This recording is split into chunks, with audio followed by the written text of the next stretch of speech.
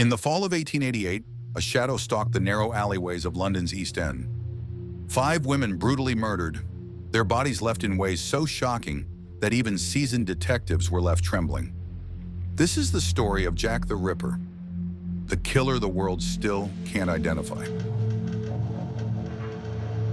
Whitechapel, London, was a place of poverty, chaos, and overcrowding. Thousands lived crammed into dirty rooms, surviving on pennies. Crime, disease, and desperation filled the streets. But in 1888, something far worse arrived. A killer with surgical precision. A hunter who vanished into the darkness after every attack. The first known victim was Marianne Nichols, found on August 31st, 1888. Her throat was slashed so violently it shocked even the hardened police officers of Whitechapel.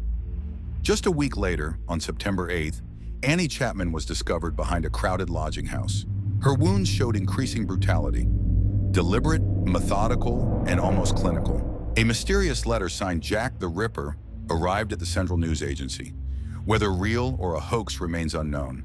A second letter, known as the From Hell letter, came with a piece of human kidney. Some believe this was genuine. A troubled barrister whose death coincided with the end of the killings. Some believe he fit the psychological profile, but there is little concrete evidence. A Polish immigrant who lived in Whitechapel, mentally ill, known to carry knives, and strongly suspected by several detectives. Modern DNA tests suggested a link, but the results are disputed.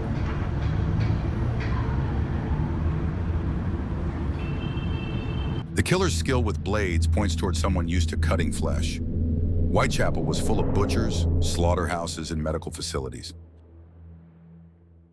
A man who blended into the chaos of Victorian London, someone who lived, killed, and died without ever being noticed. One of the most chilling details is how quickly the murders were committed. Catherine Eddowes' mutilations were done in just a few minutes, suggesting a killer confident, experienced, and unafraid. Another overlooked point, the geography. All murders occurred within walking distance, in areas the killer clearly knew well. This wasn't a random outsider. The Ripper was almost certainly a local man, hiding in plain sight. The crime scene showed signs of anatomical knowledge. Incisions appeared deliberate, organs removed with speed, leading investigators to suspect a butcher, a surgeon, or someone trained in dissection. More than 130 years later, the identity of Jack the Ripper remains one of the greatest mysteries in criminal history. Was he a surgeon, a butcher, a local man who simply slipped back into normal life? What theory do you find most convincing? Let me know in the comments. I read everyone. If you're fascinated by cases like this, watch my next video on another disturbing unsolved murder, one that still shocks investigators today.